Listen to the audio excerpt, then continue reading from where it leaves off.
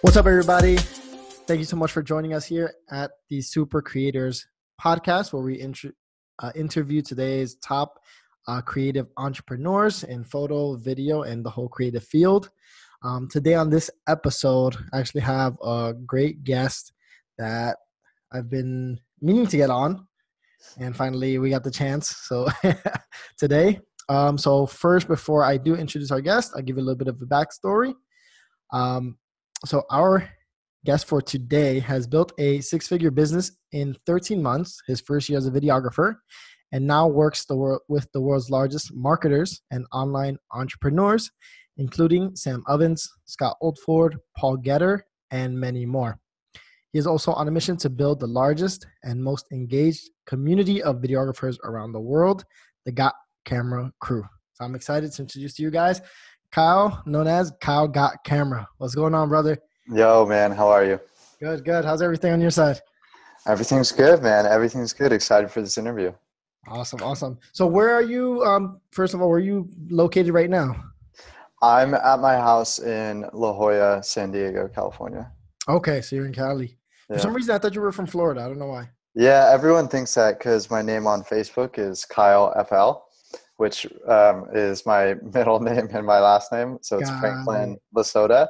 But yeah, it just looks like Kyle, Florida. So that's probably why. Yeah, everyone always says that. Dope. So then just to give, the listeners and viewers a bit of a backstory, the way that I found out about you was, first of all, through Disrupt and then through Anthony Delgado. We've kind of are in the same space working with like different entrepreneurs, and I've seen your videos around, when they send me like kind of an example of what kind of work they're looking for, they'll send your videos over, and I'll always see that the Kyle Got Camera like introduction, and I'm like, all right. No way. That's wild, man. That's wild. Yeah. So I usually I get to see, some of your videos around, and that kind of inspires the work that I do. That's cool, man. Sweet. So then, Kyle, so real quick. So right now, what are you, you're right, a videographer mainly. That's your focus. And then, so how did you get into the creative space? Was that like, did you always like video? Was it kind of like you found your way in there? Can you tell us a little bit about that? Like your upbringing in the creative space? Yeah, sure.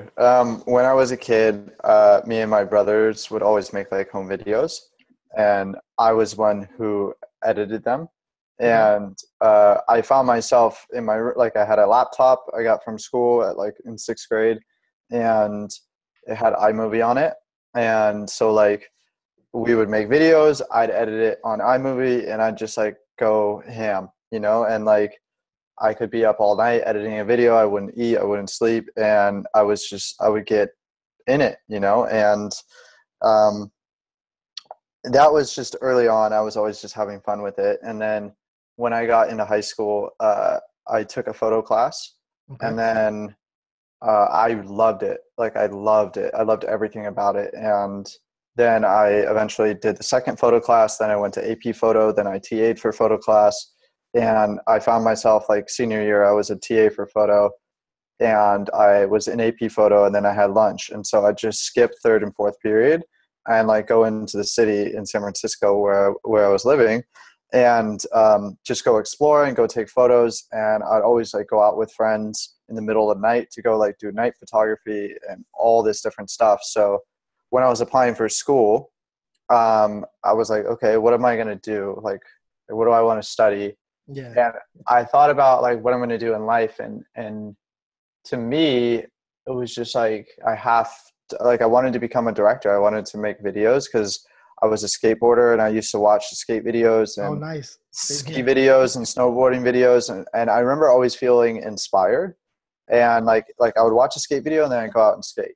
Yes. And I was like, dude, and like, they always looked like they were having so much fun, and they were going on these adventures. And I think a part of me really wanted that. And so I went to film school at CU Boulder and I applied to a couple other places. I applied to Chapman, which is where I really wanted to go. I didn't get in. I didn't even think about applying to NYU. I figured I wasn't good enough to get in. And I went to Boulder, and like the film school was like, no offense to Boulder, but it was just like terrible. And like they made me do film studies, and they made me film on like 16 millimeter and like Super 8 and like all this stuff. And all I wanted to do was make like real digital videos. Yeah. But, like I had to jump through all these hoops to do it. And then I remember when I was working on one of these projects for film, I had to go to Denver to go get the project developed. And I was talking to the guy who was developing my footage, and he said, yeah, like, oh, that's so cool. Like I'm a film major, or I was a film major at CU. And it kind of went off in my head as an alarm of like, oh my God, this is my future. Yeah. If I continue doing what I'm doing. And then I was talking to my teacher, my film teacher as well. And he had said the same thing. He's like, oh yeah, I was a film major at CU. And then it like went off again. And I was like, that's a red flag. Like, and what I realized, the reason why these filmmakers weren't, or creatives weren't doing what they wanted to be doing, and they ended up in this different like trajectory, is because they didn't have any money. They were broke, and they didn't have any business skills. And I had started studying entrepreneurship in college. I minored in entrepreneurship. And so I started getting into the business stuff, and I realized like, oh my God, like I need to go learn business. Like anything creative is 50% business, 50% talent. Yes. And I was like, okay. So I dropped out of school to go learn business, went into investment banking. Then I got into internet marketing, and I started traveling the world because I was location independent. But the issue was I was always running away from going back to videos. Like I had stopped making videos, and I had never used a real like DSLR to make videos. I had done it for photos, and I had worked with the film cameras, but I had never, so I didn't know where to start. And I was like afraid of where to start and how much it was going to cost to start. And everything in my mind was just keeping me from starting. And I was like, I have to make six figures. And when I make six figures and I'm financially secure, then I will go back to video. And I did that. I got to a point where I was making six figures. Here's the only issue. The issue was the work that I was doing was like eating up my soul. And I was living in a place of avoidance and running away from what I actually wanted to do.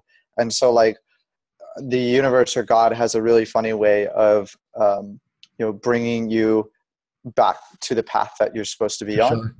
And long story short, I was running a media company. I was consulting with a media company and building their content department. And I had just bought a new place in Newport Beach.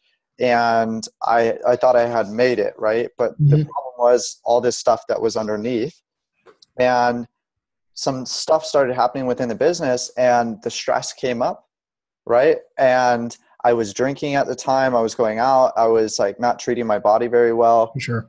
And all those things on top of each other led to like a collapse. So like I had some health problems that I started experiencing. I started being really stressed. I started having digestive issues. I started having panic attacks, anxiety, things I had never experienced before. And the reason why I was experiencing those things is because I was running away from what I was truly meant to do. Yeah. And so that led me to leaving those companies, moving back in with my grandma, and being bedridden for like 3 months, and like going to all these different doctors. All the doctors telling me that there's nothing wrong with me, yet I'm having all these symptoms. And I couldn't figure it out. And then finally I realized like if I'm going to heal, if I'm going to get better, I have to do something that's fun. I have to do something that fulfills me. And the only thing that I know is video. So I picked up a camera and started making videos. And it was weird because I was in this place where I was sick, and the fear was, if I make videos, if I go to become a videographer, then I'm going to have to start traveling like nonstop.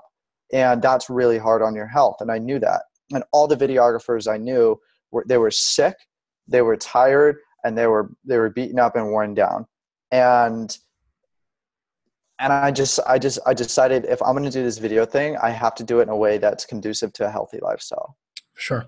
And so from the get-go, I decided to go high ticket. And I'm like, I have to charge a high ticket package, and I have to work with people who have lots of money, and I have to be able to do one project in a month and be good for like, maybe even 2 months, maybe even 3 months, depending on what type of lifestyle I want to have.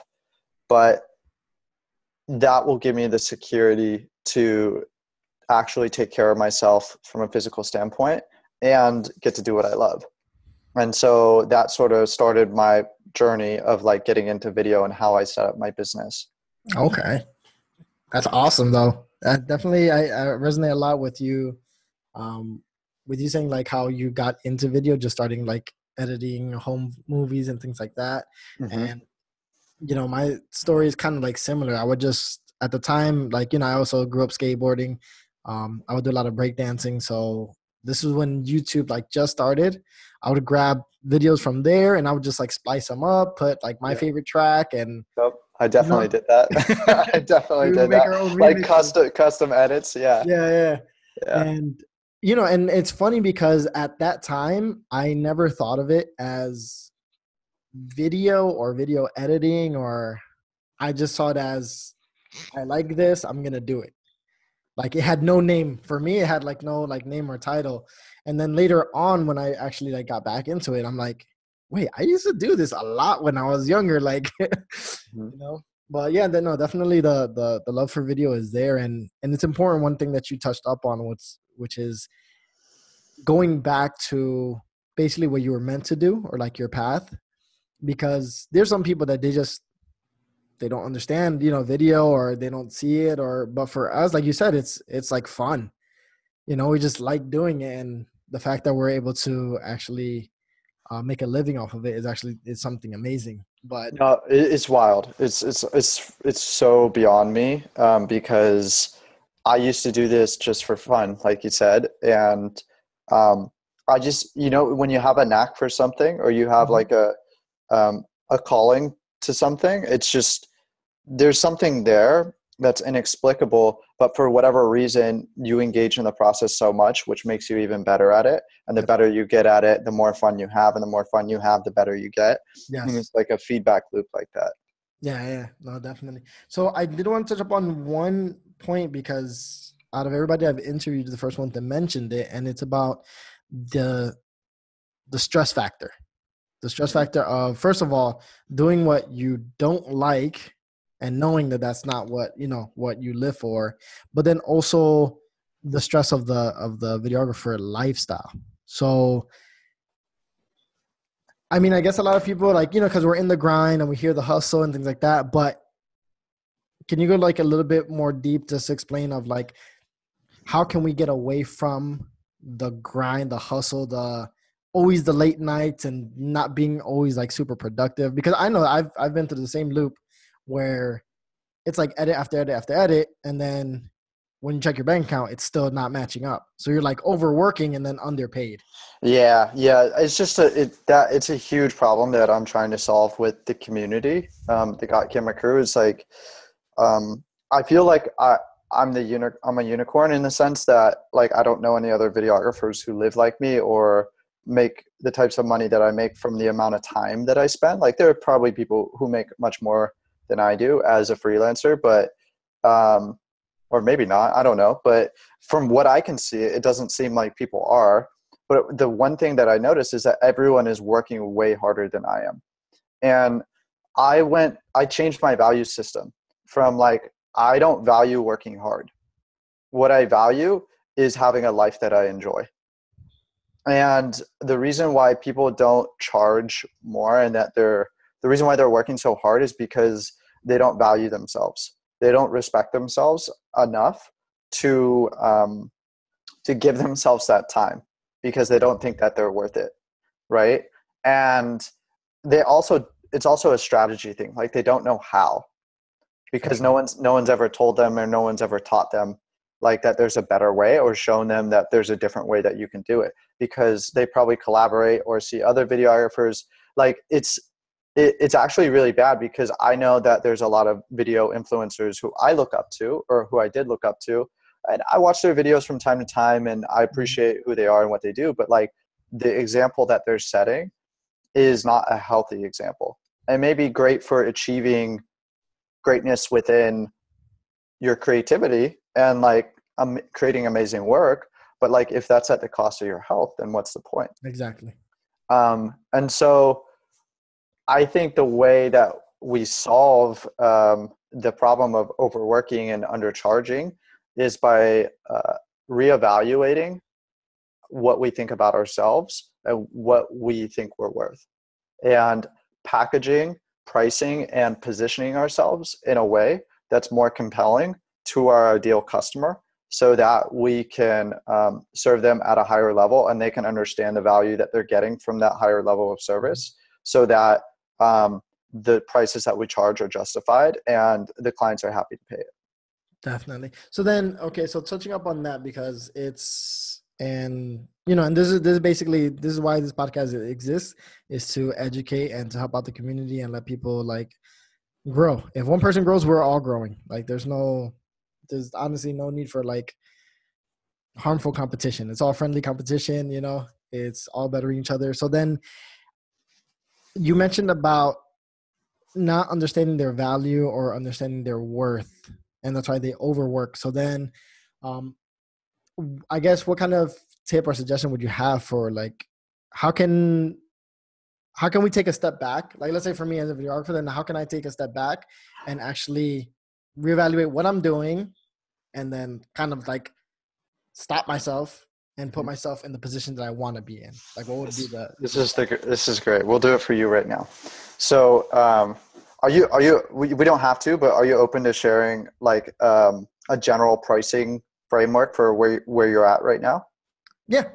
Okay, cool. Sure. So let's do it. You work with entrepreneurs, yeah? Yes. Influencers, people, social media people, stuff like this, right?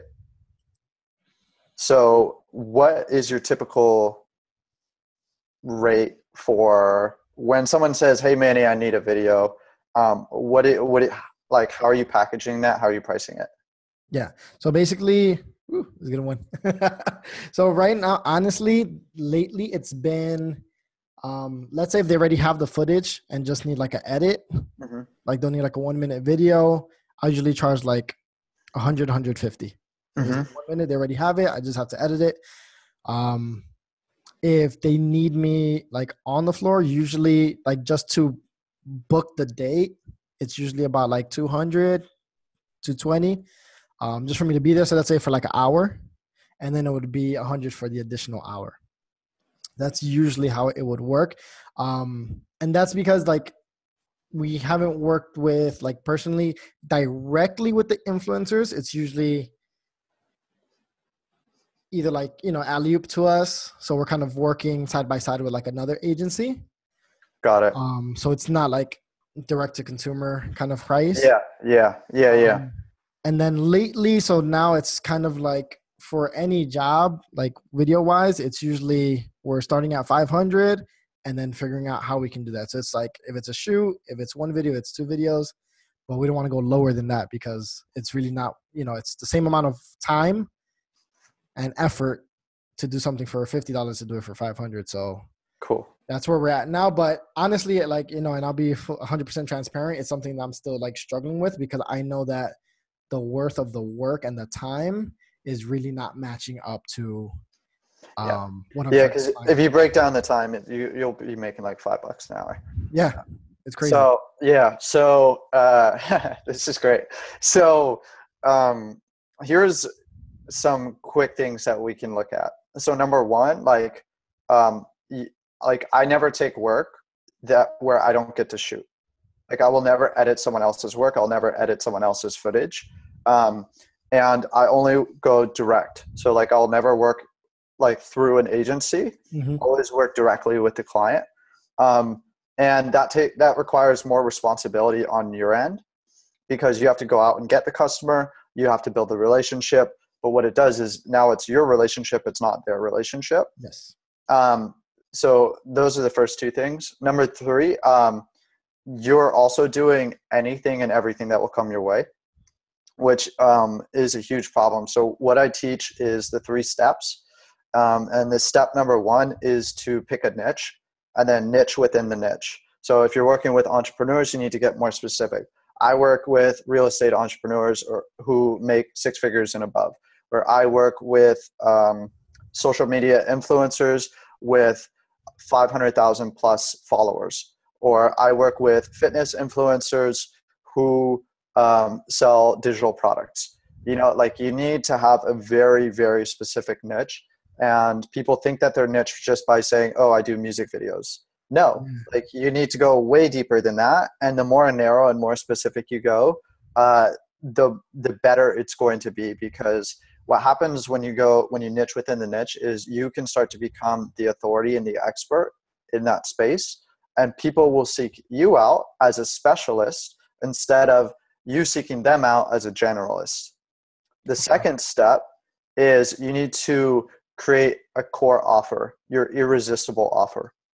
And that is a package that you do over and over and over again. This is called productizing your business or your value, productizing your offer. So basically you have one core offer, and that core offer is the combination of what you love to shoot, okay? What you love to shoot and what that very hyper-specific niche needs, right? So it should solve a 6-figure problem, and you should love doing it because you're going to do it over and over and over again. So like you want to make sure that you pick something that you like doing so that you don't get burnt out. For sure. And you also want to pick a problem that's a really big problem, because when you solve it, that warrants you charging much more. So I fix 6 and 7-figure problems. So I can charge way more than someone who just needs an edit. Does that make sense? Yeah, that makes perfect sense. Fully understood. And then the third part is once you pick that niche, you go niche within the niche, and you've created this offer based on what you love to do and what the market needs, then you need to go to the top influencer in that niche, and you need to do free work for them. If you do free work for that person, and you deliver on a level that in which you've never delivered with this amazing core irresistible offer that's built for that person that solves a 6-figure problem, then you are going to wow them. And what happens is when you work with the top influencer in the niche, you get everyone underneath them. For sure. And they're going to refer you to their friends, and they'll probably even rehire you and pay you the next time, because they enjoyed working with you so much. And so the reason why you're not charging enough and you're overworking is because you're a generalist. You're not taking control of the sales cycle, and you're using agencies to get your work. Number 3, you have no positioning and no authority. Number 4, you don't have a repeatable system that produces insane amounts of value that solves a big problem. And then number 5, you haven't worked with the top most influential people. And if you do all those things, your business and life will completely change. And so that's how you go from charging $100 to $10,000, and for probably the same amount of work, if not less. Yep. Yeah, I've noticed that. And now I'm over here just burning up paper, taking notes. So, yeah, no. And that's honestly thankfully in this last month, I can say that I've really taken a step back and just evaluated the work that I've been doing and the work that I want to do. So I've really I've been kind of stress-free for this month in a sense, because I've really because I noticed it. I come from, from an entrepreneur background before doing video. So the mindset has always been there, and I've always been that, like, I have to do what I love doing because I love doing it. And yeah, if there's a way that I can monetize off of it, then I'm going to do it in a way that it makes sense, because like most people say, like I saw somebody, they posted on their story the other day, and it said, if you think that by being an entrepreneur, you're going to make your own schedule, it's like, good luck. Because some people think that, okay, I'm going to run my own business and then I'm going to have so much free time. And then it ends up being, instead of a 40-hour week, an 80-hour plus week, and it's because of that. It's because of what you were mentioning, like not doing it the correct way, not having that system in place, and, not niching down and niching within the niche. So, yeah, no, so I definitely appreciate all of that. And then, so you mentioned also about like positioning. So how does one go about like positioning themselves in that niche or in that? Yeah, it's just a one-liner. I do blank for blank. Right? So like I make social media influencers, I make fitness influencers, or I help fitness influencers sell more products using video marketing. Done. That's it. So when the right person comes up, when the right customer shows up on your page or like connects with you, they're like, tell me more. Mm-hmm. Right? They're like, I need what you have. So let's talk. Definitely. Yep. Yeah. So basically, so less is more in a sense when you're pitching. Yeah. It's just like, I call it attraction marketing. Mm-hmm. So like I want to draw my customers in and make them reach out and raise their hand and say, hey, I need what you have. And so the way that you do that is by being really clear on who you're speaking to. And you do that by simplifying everything and boiling everything down to its most basic components. Got it. That's perfect. Thank you for that. Yeah, and it's funny. The other day someone shared like an email that they received. That I guess they were trying to work with like a different like marketing company, and he just asked them like, oh, okay, so what do you guys do, or like how can you help? And he received like this whole like paragraph, and in the end he was just like, all right, I call BS, and I can't work with you because it just looked like they were trying to like pitch and sell themselves so much that it was like, I really don't think you can do the job. Yep. So, but I feel like if it would have been just like that, like a simple one-liner, it would have been like, all right, okay, that's what you do. Tell me more. Let's see how we can work together. Yeah, exactly. The simpler, the better. The mind is already overwhelmed. So just make people's brain work as little as it needs to understand what you do and how you do it. Yeah, for sure. So going off of that and like, I guess branding yourself and promoting, then what do you think would be like, let's say now, I'll use myself as an example. I'm going into rebranding and restructuring, like what would be the mediums that I should be using in order to reach out to those clients and attract those clients? Like, is it an Instagram thing? Is it having a website? Is it going to conferences? What?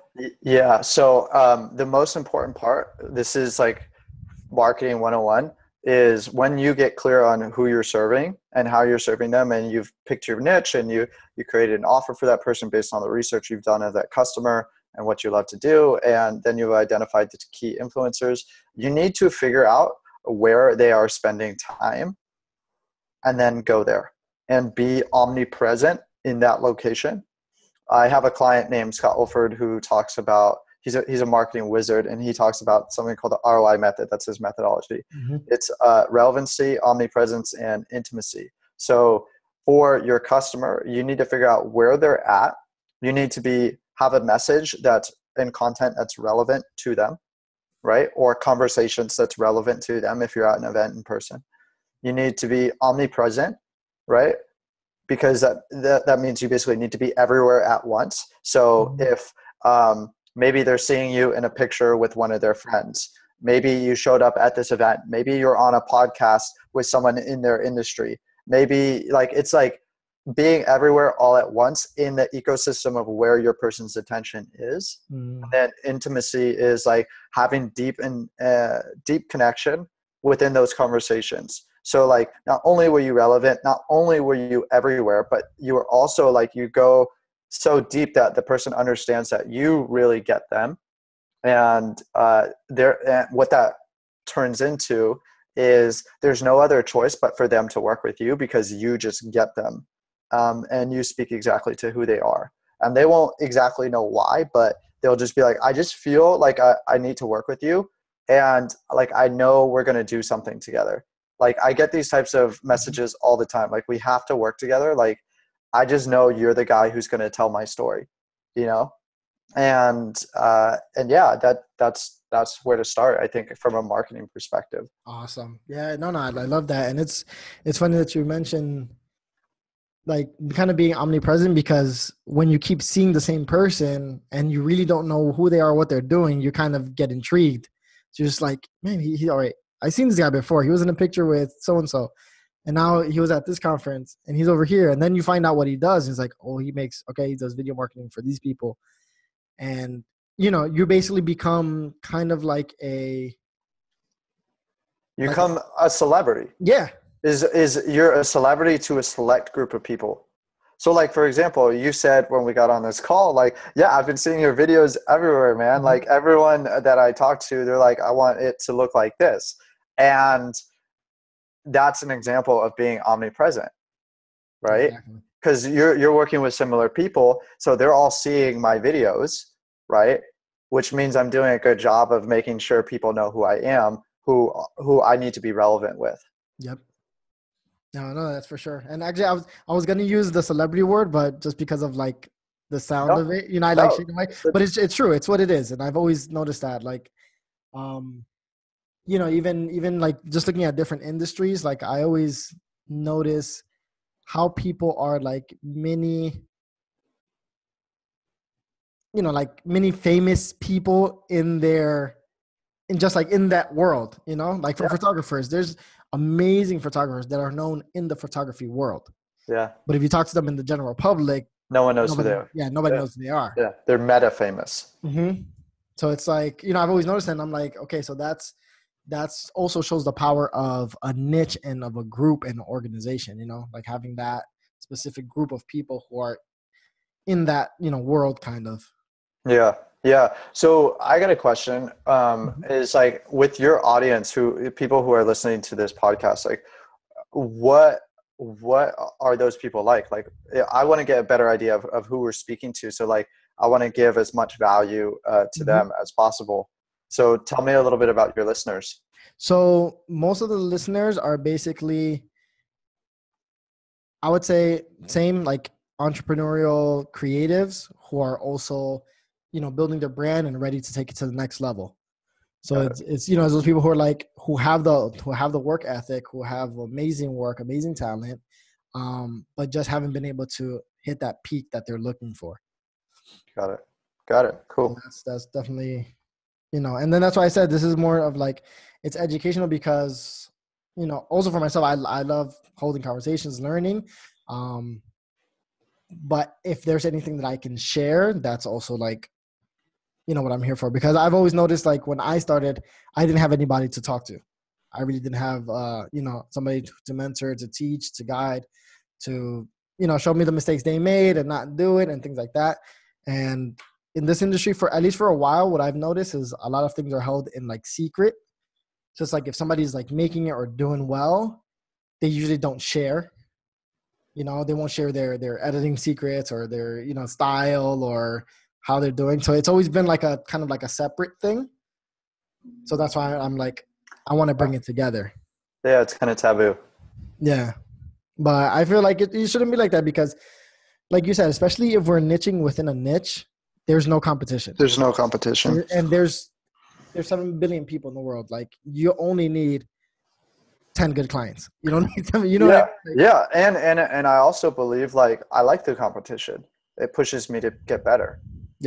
Like, that's another part of this whole like game, people don't realize, or like they don't focus on. They're like, why am I not getting the deal? Or like, why can't I get this client? It's because your work fucking sucks. You Mm-hmm. know, like you're just not good. And like you have to be good. Like you just, that's a like a baseline of, before we talk about niche, before we talk about positioning, before we talk about your offer, before you talk about any of this other stuff, like you just have to be really, really, really good. Like whatever type of video you make, like you got to be the best, right? Because no one knows who the second best guy is, That's true. but everyone knows who the best is. And if you're not the best, then you need to work until you get to that point. And by choosing your niche, that is how you become the best as well. Like, okay, you're good at making videos, but there's a million people on this planet who are good at making videos. Okay, you're good at editing. There's a million people who are good at editing. But who are you going to be good at making videos and editing for? There are not a million people who are good at making videos for real estate agents. Mm-hmm. There are not a million people who are good at making underwater oceanography videos. You know, like it's just, it's, that's where the money is. And also that's where the fame and the fulfillment is like becoming what I call a category king. Mm-hmm. And then you just own this niche and you're the guy. Like my mission right now, and we can get into this later, but like I'm building this community, the Got Camera Crew, and like the purpose of the Got Camera Crew is to teach videographers how to get how to do these things, right? So like I want you and I want every other videographer out there, or photographer, or whatever, to make more money and have more time. And the reason why I want that is very selfish, because I learned this from one of my clients, which is like, if you're gonna like play this game and you're gonna rise to the top, you better bring your friends along for the ride. Yep. And because like as I'm experiencing more financial freedom, as I'm experiencing more time freedom, I got no one to enjoy it with. Right? So, and nothing worth doing is like everything worth doing should be shared with people that you care about. For sure. And 100%. like if we boil it down to like, why did you even really get into this in the first place? Probably because you really just liked making videos and it was fun. But like when you get sucked into the rabbit hole of like endless client work and hard deadlines and staying up late and just making videos to make ends meet, then you're living in a scarce place and you don't even get to get the same joy that you got out of creating.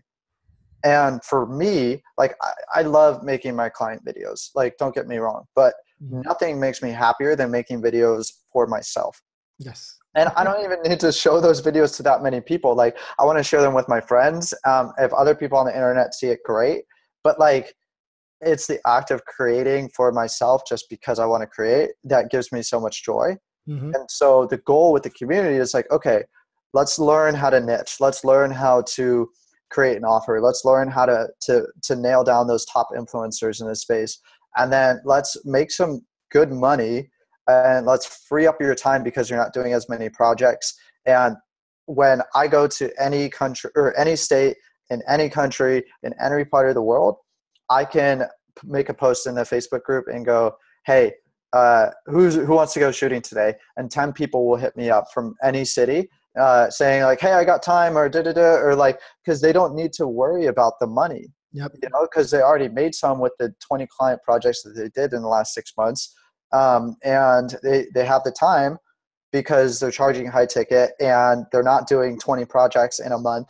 And then we can just go shoot and be the creatives that we were born to be. And be free. And, Yeah. yeah, and create for the sake of creating, because guess what? When you create for yourself, that's where the inspiration comes, and then that's going to bleed into all your client work, and your clients are going to get better results. And when your clients get better results, you're going to get paid more, and when you get paid more, you're going to have more freedom, and when you have more freedom, then you get to shoot more for yourself, and it becomes this flywheel of amazingness. yeah, like just fun and creativity and exploration and adventure and yeah, that's sort of what I'm about right now. That was a little bit of a rant, but No, that's perfect. I mean, it's what we all need. It's what we're looking for. And like you said, it's the reason why we get into it. And there's been times where like I had to think about it as well, where I would be like, man, I couldn't do a shoot, or I couldn't, meet up with some friends because I had client work backed up, or I didn't even have money to go out that day. And I was just like, this is not, something's not right, because the point of this is when I get invited to shoot, I'm gonna go shoot. And when I want to create something, I'm just going to go out and create, because I'm not worrying about, having to pay the bills, because they're already taken care of. So that's important. So then you mentioned about the God Camera Crew. So then how can people join? How can they, like, where can we find that? Yeah, it's just a Facebook group, a Facebook community on Facebook, and just type in the Got Camera Crew and it should show up. Or on YouTube, Got Camera Crew. I have some videos up there, a bunch of free content, and it plugs into the Facebook group. There's a messenger bot sequence where you just click the link, and Facebook Messenger comes up and it points you to the direction of the community. Dope. Thank you for that. Definitely got to check it out. Yeah, and like the vision with everything is just like, okay, grow this global community, but then like on the YouTube channel, like I don't need it to be about me. Like I see a lot of people giving advice and doing tutorials and stuff like that, and like I love sharing, I love helping, and I love teaching, but like I also want it to be like, I want to bring in another videographer who knows more about gear than I do and have him do the gear reviews and be like, this is Johnny Got Camera, and then like bring in James, who's like really good at editing, be like, this is James Got Camera. And then Sarah, and she's really good at lighting, Sarah Got Camera. And then like everyone in the community can contribute and teach each other. And it will just be this place where as a videographer, as a creative, you can just come, you can actually get the wisdom that you're looking for. Because what I found is when I was getting started, I am all self-taught via YouTube. A lot of people, like, no one's talking about this. No one's talking about like how to structure your LLC so that you can bring down your taxes, and what state you should put your business in. And no one's talking about what scheduler to use so that you can manage all the admin that comes along with project management. No one is talking about how to process credit cards and create recurring payments via Stripe, and all these different like things that I've figured out that have to do with the business side of making the creative side work. Yep. Yeah. And so like no one was talking about that. That information needs to be available. It's not sexy, but oh my God, is it so necessary and makes such a big difference. Yeah, no, for sure. And it's, and now that you mentioned it, I'm thinking about it, it's like, yeah, it's true. A lot of times, like, I've been back and forth with all the different like schedulers and different type of like task managers, and everybody's gone through Trello and Teamly and Teamwork and like all these like different things. I'm trying to figure out like what's the best, but it's like, there was somebody who's, if you're in that same like niche and work, it's like, okay, this is the simplest process. Like, this is what I use, this is how I label it, get it done from A to Z. And it makes me a little sad because like a video about like 5 camera hacks in 90 seconds is going to get like 5 million views. And then like the video that I'll make about how to create recurring payments inside of Stripe so that you can bill your customers every month with just taking their credit card once and not having to send invoices is going to get like 56 views. Well, that's also the reason why, it's important. And I thank you for sharing that type of like information. And it's that people nowadays are going into creativity just for the sense of being, the artist and being the creative, and that kind of like that vision that, like they say, the sexiness behind it. But every creative is a business owner. And I feel like a lot of people, they don't understand that. Like, okay, you're creative, then that means you have to understand business, you have to understand clients, you have to understand where you are in the market so that your creativity can actually, go somewhere and mean something. Whether it's, direct to consumer or they're doing online sales for themselves, selling prints or whatever, but you still have to understand that there's a process and there's a way to go about it so that you can keep creating. So I feel like, this is good for people to understand that, okay, we have to shift the mindset of, we are creative entrepreneurs. And I think Roberto Blake always says that, right? A creative entrepreneur, like, yeah, you use creativity as your product, as your service. So you still have to know how to run that, how to market it, how to make money off of it. Absolutely. So I hope everybody like makes that switch, or like understands it. Definitely for that. So then I had a few questions, but one of them is so high ticket. High ticket. I know a lot of people shy away from high ticket because of either positioning or value, but how would you say someone can get started, like, with high ticket prices? And then how can you pitch the value of high ticket? Because I feel like a lot of people like, okay, you charge $5,000 for, a 1-minute video that's going to go on social media. Like, how do you actually like position that where the client's like, yeah, this makes total sense? Totally. So first let's define high ticket. I think anything above $2,000 should be considered high ticket. The packages that I sell range between $5,000 to $15,000. And the way that you position it is basically demonstrating the value. So for example, a question I could ask you is like, has a video that you've ever made resulted in more sales, more in revenue than you charged? Exactly. Yep. No, I know. So let me ask you just straight up, like, has there ever been a video that you made for a client that has created like a huge impact? Yeah, no, for sure. I mean, there was one specifically one entrepreneur who was doing a marketing package. Basically, it was like marketing videos. Yeah. It was I forgot how you call that. The service was to teach, I think it was like physicians or doctors, basically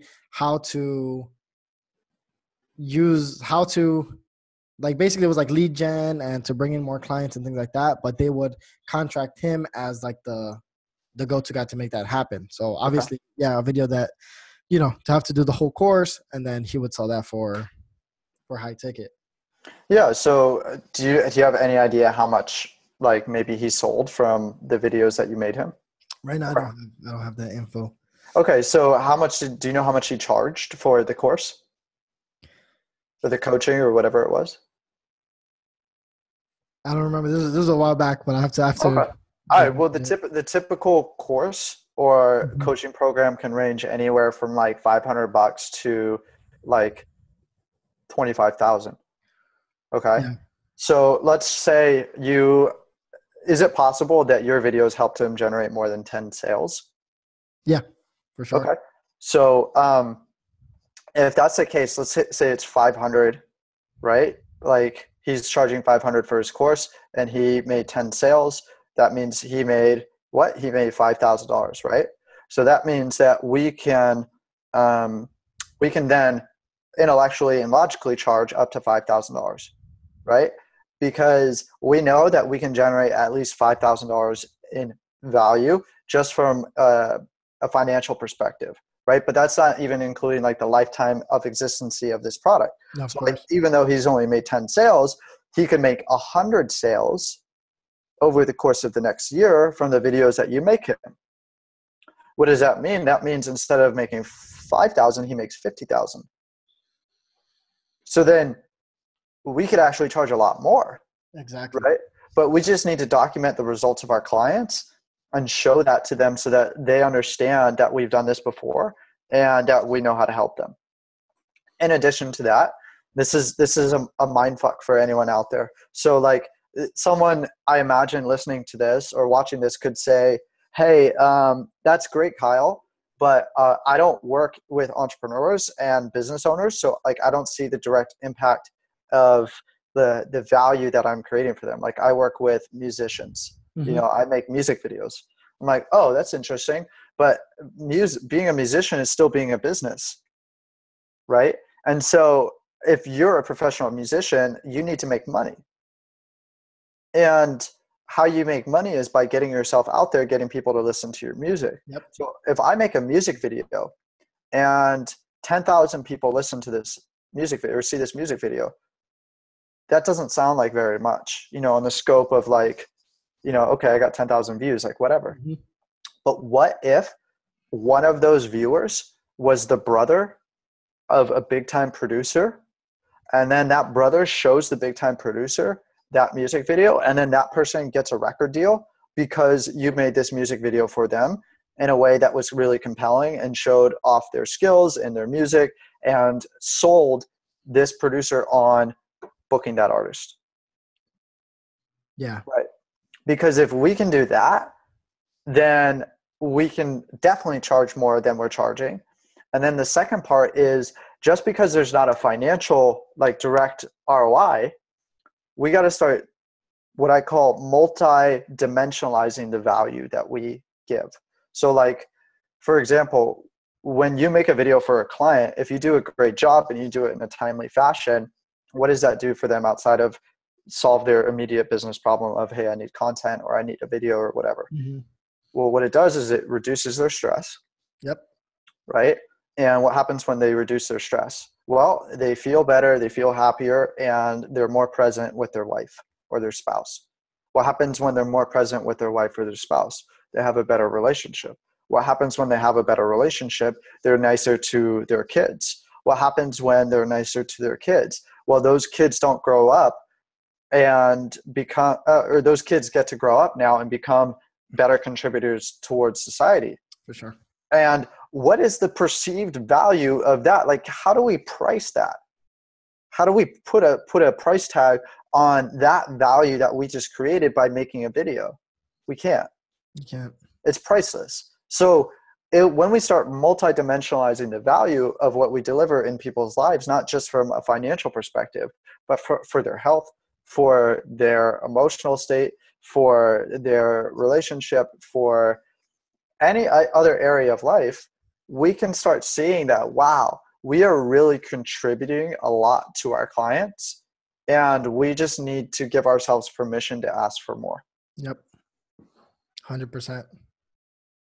I fully agree on that. Even actually recently, one of the last projects that I worked on was basically I solved that whole like emotional stress of like a time deadline and everything else. And just like, and you can see the shift of the client from like being like completely out of whack and like, hysterical to being super happy and like, living their best life just because I was able to get it done for them, in a timely manner. And and also the effect of their relationship with, with their client or whoever they were working with. There you go. It's definitely big. So like my first advice is like, number one is like, just track like the impact of like the videos that you're making for your clients. Document those in testimonial format and make sure you collect those and use them as leverage in your sales conversations and in your marketing.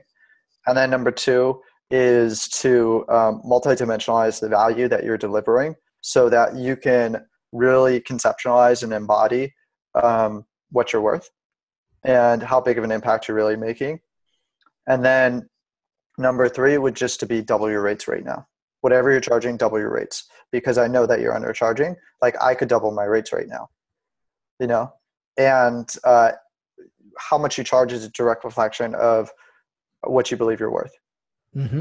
So you're definitely worth more than what you're charging right now. So what you can do for yourself, just, give yourself this gift and just double your rates right now. For sure. No, trust me, like I said, I took this month to really backtrack. So this is like the perfect way to, to keep my mind focused and to get it done, because Sweet. It's, I really thank you for everything that you've shared so far. And I was just yesterday, I was talking to my business partner and like about that. I'm like, all right, our rates are this, like, we're not doing anything less than that. I don't care, because I can work at any place for that amount. Like, I would literally be happier working at CVS or something for 40 hours and I'll make more than that. So we gotta, we gotta bump it up. So no, that's definitely good. So Kyle, I have one last question, just kind of to wrap up. We're hitting that like 1 hour mark, but if there was one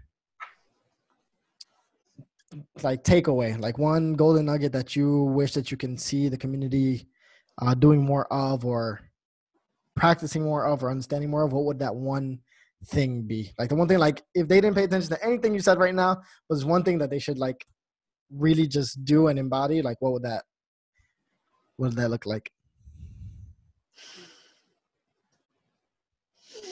It's a great question. Ask yourself the question, are you happy? Like at the beginning of the day and at the end of the day. Like on a scale of 1 to 10, are you happy? And if you continue to ask that question, you'll be faced with the reality, and you'll be faced with truth. And it will, because you'll be looking at it right in the eyes, you'll start making changes if you're not where you want to be. And at the end of the day, like that's all that matters. And if you're not happy, then why are you doing it? And you definitely didn't get into video to slave away and to hate your life. You definitely got into video because you're a beautiful human being who enjoys being creative and has a gift that that you need to give to the world. That is your art. And yeah, just remember that and know that you weren't put on this planet just to suffer and to be bullied by your clients. For sure. Thank you so much for that, because I honestly think that's one of the most important things to remember is the are you happy? Because like you said, once you ask it in your mind, you're going to be like, yeah, I'm happy. And then you're like, no, what part of me isn't happy? And then, like you said, you get that conflict and then you can attack it. Okay, why am I not happy? I'm doing this. Okay, stop doing that. I wish I could answer this two ways though. So like, I'll give you the second thing, which is like something that really helped me. And the reason why I structured things the way that I structured them in my business from the beginning is something called initial conditions. So how you start something is usually like what shows up later on. And so I went into the intention of this business trying to build something that was really lifestyle friendly and going high ticket from the beginning. So this is two-part. Number one, put constraints on your life and on your business, because constraints breed innovation. So like the constraints I put is I have to go high ticket. It has to be lifestyle friendly because I'm having health issues. And what that did is it forced me to get creative and think differently about how I could set up my business. So I would encourage you to put constraints on yourself. The second part is to ask better questions. So Tim Ferriss is one of my favorite entrepreneurs, and he's influenced me so much. And he is the master of questions. And a great question to ask is like, what if I did the opposite for 48 hours, right? Or what if I did the opposite of what everyone else was doing, which is a question I ask myself. All these videographers are tired. All of them are overworked. They're all traveling nonstop. Mm-hmm. What if I did the opposite? What if I never traveled? What if I was never tired? What if I barely worked? How would that affect my business? How would I have to, what if I could only work 1 hour a day is a great question. What would I need to set up if I could only work 1 hour a day? And then I know someone listening to this is going to be like, well, I love my work. I love what I do. Like, that's not the point. The point is that it's an exercise, a thought exercise to get rid of all the stuff that's not important. Because if you could only work for 1 hour a day, then you'd only be doing the most important thing that really fills you up, that really loves you, that really juices you. And I love working too, but I'm also asking myself that question all that time.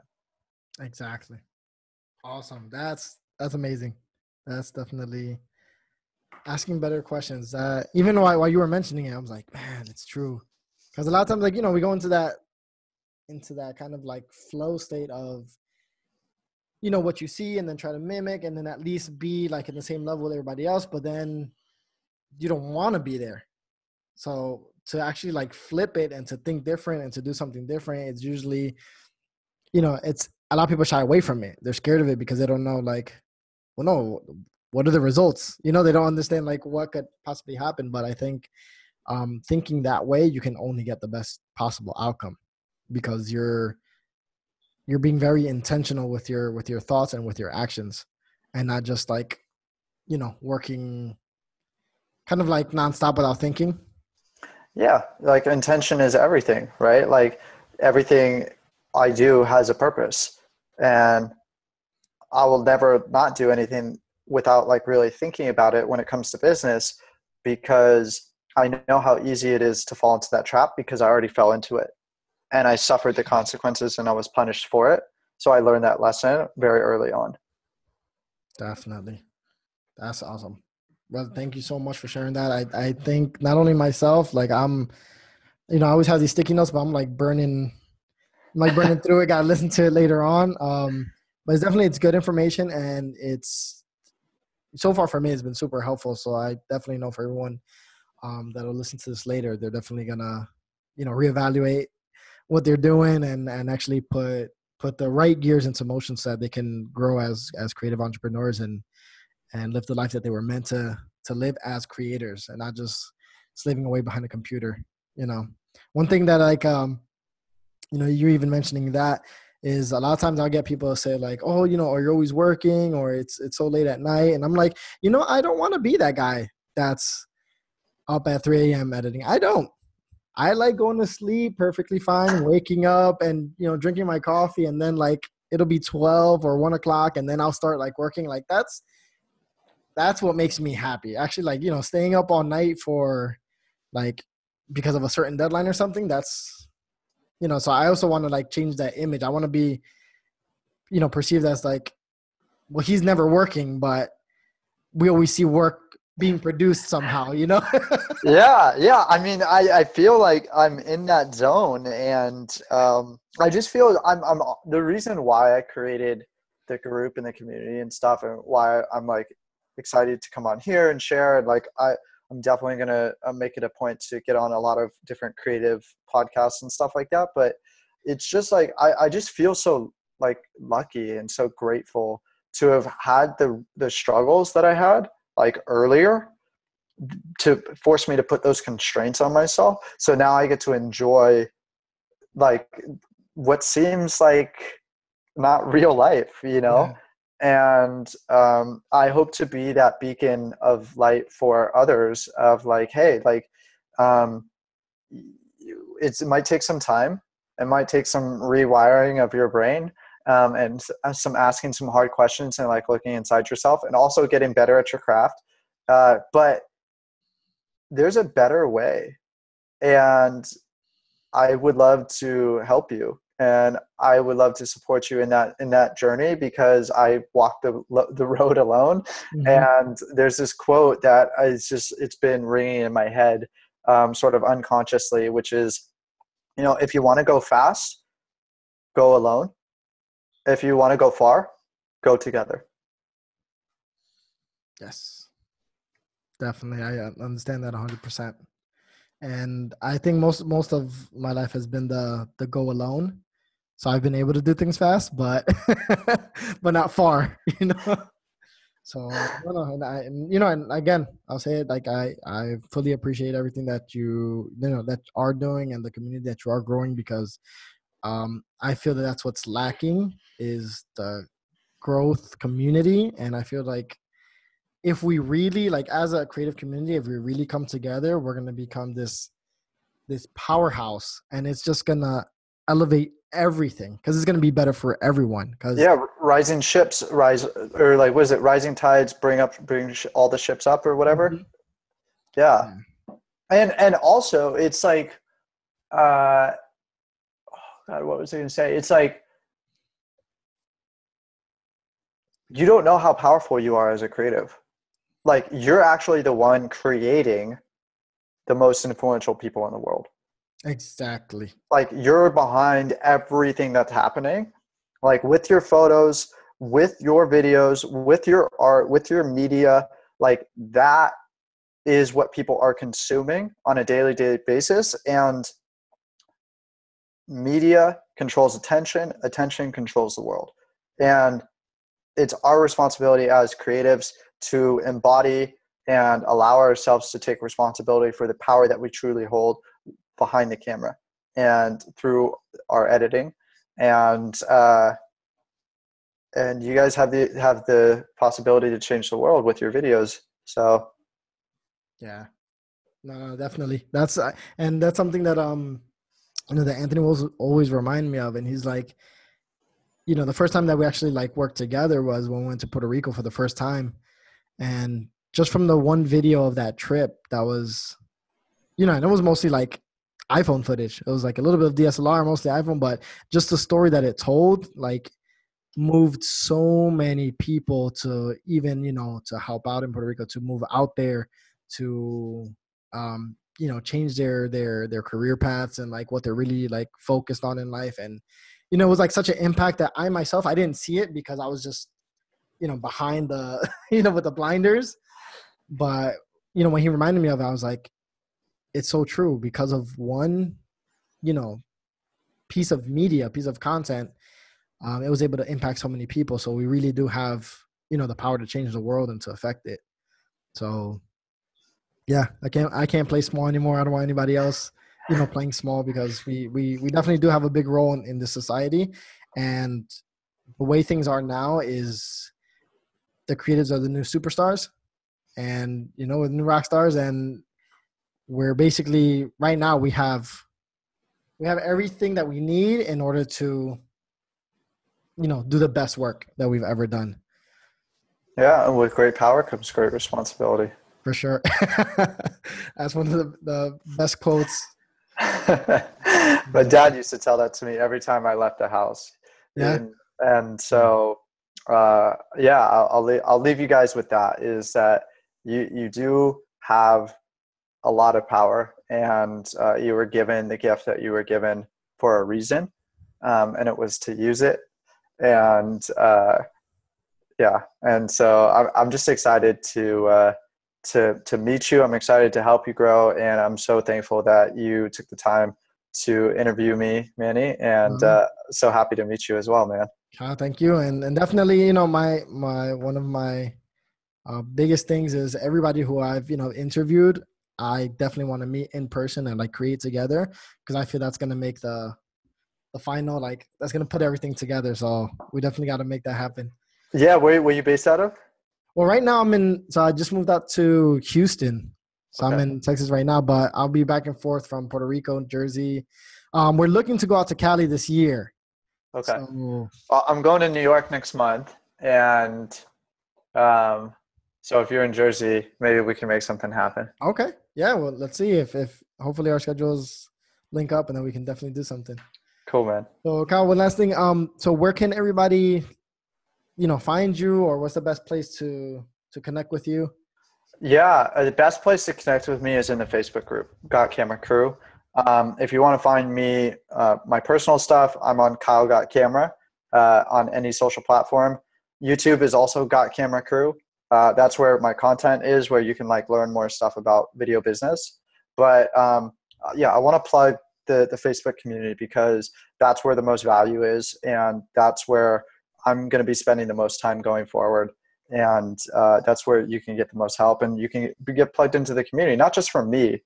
And that's really something I want to continue to emphasize. Like, it's not about me. Like right now, I just happen to be like leading the charge, but it's going to be about we. It is about we, and everyone involved in the community and helping each other out collectively. Dope. So everybody heard it. Follow them on the Facebook group at Got Camera Crew, right? That's right. I'll have it linked out here, so they can also continue to link up with you. So Kyle, definitely thank you so much again for taking out time. And I'm definitely glad that we were able to get this podcast done. And you shared amazing information. I can't wait to put this out and definitely link up in the future. Yeah, man. Me too. Thank you. No problem, brother. So again, just for everyone listening there, so this has been the interview with Kyle from Kyle Got Camera and the Got Camera Crew. And as always, I remind you guys that each and every one of you are super creators. You just have to find your superpower. And as we heard, with great power comes great responsibility. So with that, I'll finish up this episode. And until next time, take it easy.